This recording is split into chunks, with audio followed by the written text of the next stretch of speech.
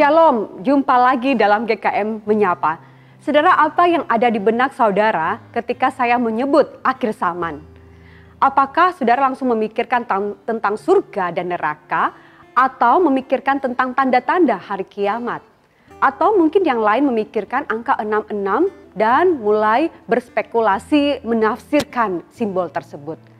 Sebenarnya ketika membahas akhir zaman, Alkitab itu sangat jelas berbicara tentang hal ini.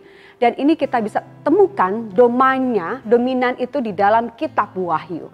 Apa itu akhir zaman? Akhir zaman adalah rentan waktu antara kedatangan Kristus yang pertama hingga kedatangan Kristus yang kedua kali. Jadi kita pun yang hidup pada masa ini itu disebut akhir zaman dan diakhiri nanti pada saat kedatangan Kristus yang kedua kali. Saudara, ada 3 tema besar yang disampaikan dalam Wahyu 21 sampai 22 ketika membahas kedatangan Kristus yang kedua kali.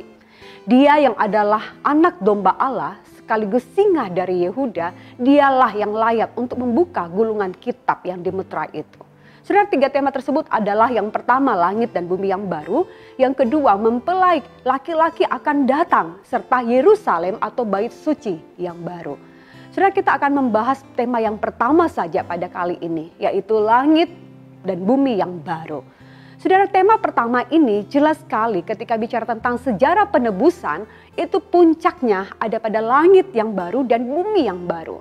Wahyu 21 ayat 1 berbicara, lalu aku melihat langit yang baru dan bumi yang baru. Sebab langit yang pertama dan bumi yang pertama telah berlalu dan laut pun tidak ada lagi. Langit dan bumi yang pertama adalah gambaran semua penderitaan yang telah dialami oleh orang-orang kudus di dalam kehidupan ini ketika mereka menantikan kedatangan Raja mereka.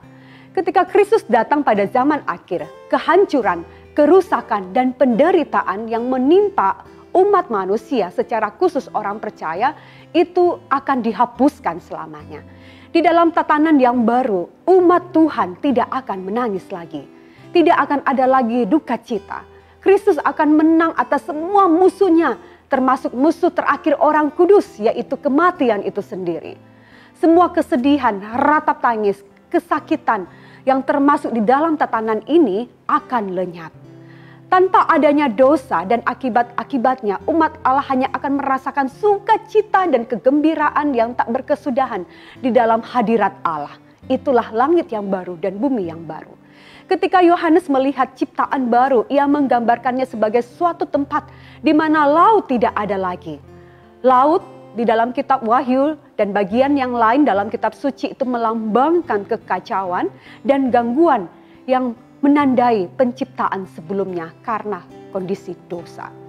Namun di langit baru dan bumi yang baru, pemerintahan Tuhan atas segala sesuatu akan terjamin.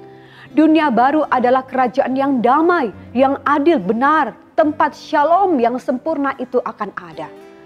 Penglihatan langit dan bumi baru di dalam kitab Wahyu itu menimbulkan pertanyaan tentang sejauh mana adanya kesinambungan antara tatanan penciptaan baru dan yang lama.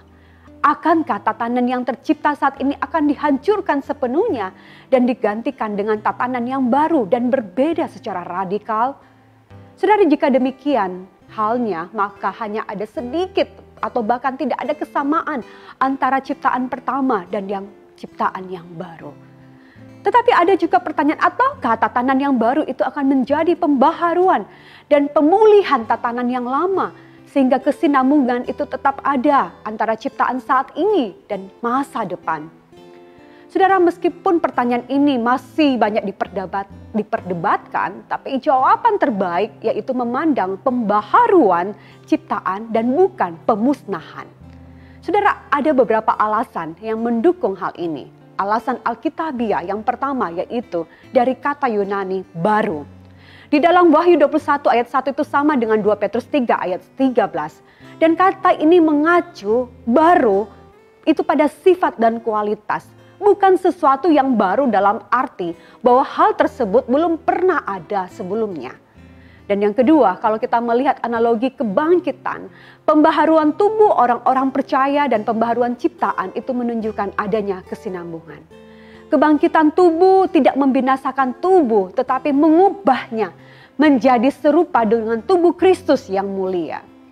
Dan kita lihat juga Roma 8 ayat 18 sampai 25 melambangkan ciptaan baru itu sama seperti pembebasan dari ciptaan yang ada saat ini dari belenggu pembusukan. Ketimbang memusnahkan ciptaan yang lama, Tuhan itu memulihkan, memurnikan dan menyempurnakan tatanan ciptaan.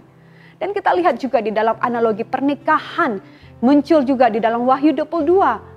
Ada tata cara penciptaan yang asli mengenai perkawinan di dalam keluarga. Dan itu akan diubah di dalam ciptaan yang baru.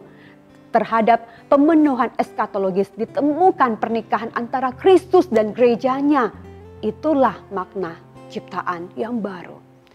Saudara yang dikasih Tuhan, ketika berbicara tentang langit dan bumi yang baru, ciptaan yang baru, pertanyaannya sekarang adalah apa sih konsekuensinya atau signifikansinya bagi kita orang percaya? Saudara, langit dan bumi yang baru itu melebihi kemuliaan yang ada pada awalnya. Maka konsekuensinya bagi kita orang percaya adalah harusnya kita menanti dengan penuh pengharapan dan sukacita. Merindukan kedatangan Yesus yang kedua kali itu dengan penuh kesungguhan. Hidup di tengah-tengah kenyamanan dunia ini bisa membuat kita itu apatis atau acuh tak acuh tentang kedatangan Kristus yang kedua kali. Sudah dikasih Tuhan, bapak-bapak pahlawan iman sebelum kita, itu mereka merindukan tanah air yang lebih baik ini, yaitu satu tanah air surgawi. Tetapi bukan hanya itu, kita juga harus menantikan dengan berkarya, bukan hanya merindukan saja tetapi dengan berkarya. Karena apa yang kita kerjakan di sini itu mempunyai signifikansi terhadap kekekalan.